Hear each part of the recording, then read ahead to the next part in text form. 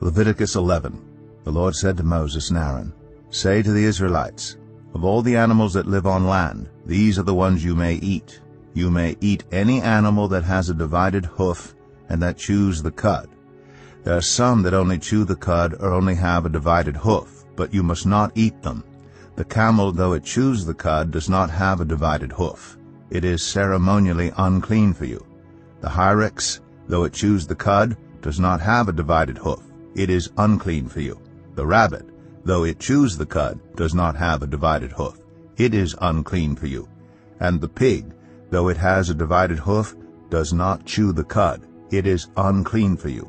You must not eat their meat or touch their carcasses. They are unclean for you.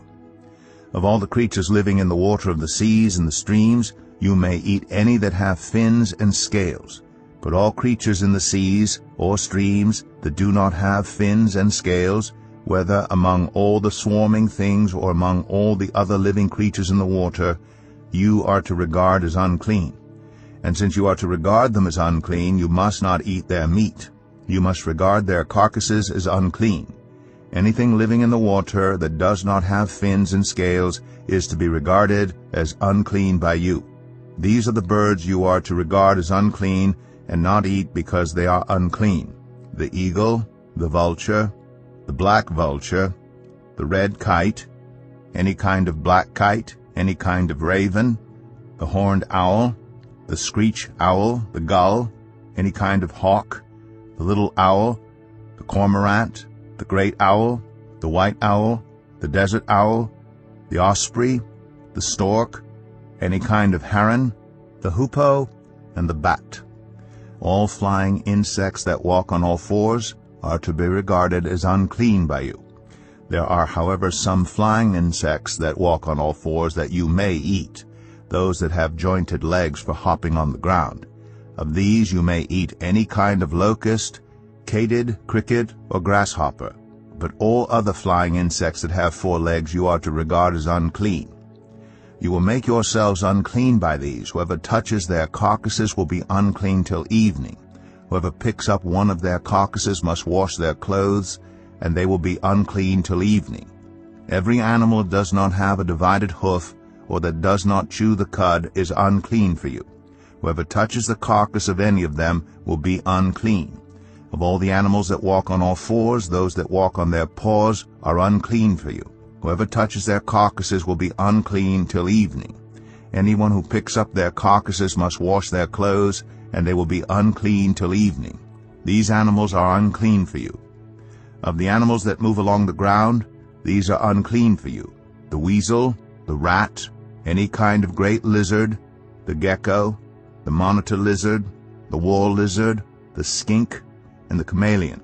Of all those that move along the ground, these are unclean for you. Whoever touches them, when they are dead, will be unclean till evening. When one of them dies and falls on something, that article, whatever its use, will be unclean, whether it is made of wood, cloth, hide, or sackcloth. Put it in water. It will be unclean till evening, and then it will be clean. If one of them falls into a clay pot, everything in it will be unclean, and you must break the pot. Any food you are allowed to eat that has come into contact with water from any such pot is unclean. And any liquid that is drunk from such a pot is unclean. Anything that one of their carcasses falls on becomes unclean. An oven or cooking pot must be broken up. They are unclean, and you are to regard them as unclean. A spring, however, or a cistern for collecting water remains clean. But anyone who touches one of these carcasses is unclean. If a carcass falls on any seeds that are to be planted, they remain clean. But if water has been put on the seed and a carcass falls on it, it is unclean for you.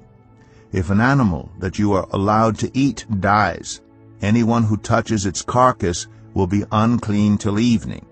Anyone who eats some of its carcass must wash their clothes, and they will be unclean till evening.